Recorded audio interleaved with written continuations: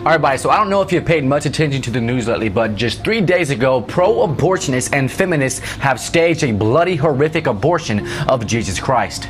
During this act, a woman is dressed up as Mother Mary giving birth to a supposedly baby Jesus, but was aborted. You can see in the photos of them cutting the cord with bits and pieces of a baby, but it's pretty much a bloody and horrific scene. Now, as I came upon this information, it tells me two things. The first is, it means if they can be bold for their God, we can be bold for ours. We need to step it up even further to bring the gospel to the world, because we see that many are being deceived by the wicked one. And the second thing is, prophecy is fulfilling. Christ told us in the last days a solemn warning of how we would know that the end is near. He tells us in Matthew 24:12, "And because iniquity shall abound, the love of many will wax cold." This abortion also shows that those who partake in evil want to abort Jesus off of the face of the earth. They would want to take the very essence of his spirit and of him and his people out of existence.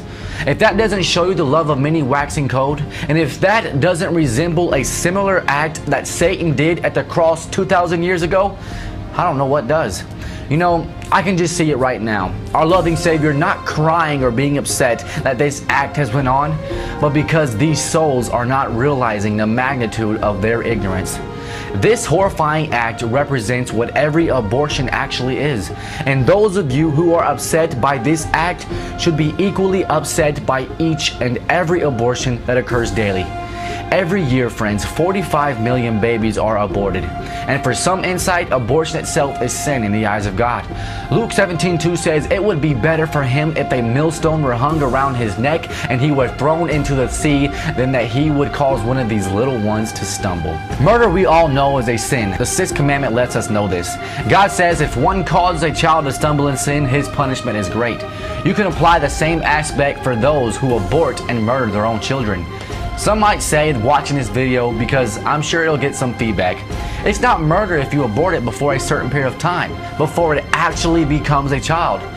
You know, I'm going to have to disagree with that statement. God lets us know in Jeremiah 1:5, "Before I formed thee in the belly, I knew thee. And before thou camest forth out of the womb, I sanctified thee, and I ordained thee a prophet unto the nations." This baby, before it was formed in the womb, is already classified as a being, as a soul in the eyes of God. And we have absolutely no right to take a life of something that can't make its own decision. And since 1 Corinthians 6:20 illustrates that God owns our bodies, we don't have permission to take the life of another in this circumstance. We will be held accountable no matter what. Picture it like this. Let's say that I told you to watch my dog as I went away on a vacation for 3 days, and say during those 3 days you didn't feed or water my dog, and the dog ended up dying of starvation and water deprivation. You would be held accountable for the death of my dog. And friends, God looks at us the same way for murdering these little children in the womb. Planned Parenthood is a $1.79 billion business. Those of you who work for this company, those of you who are the orchestrating hands in the deaths of these infants, you will be in the danger of the judgment as well. Well, friends, that wraps up today's video. I want to ask, if you're new to this channel, please subscribe if you found this video interesting, and give me a thumbs up and share this video if you're against abortion. Share this video to make a declaration that you stand on a Bible principle, that you are unashamed of Christ. Friends, our King is coming soon.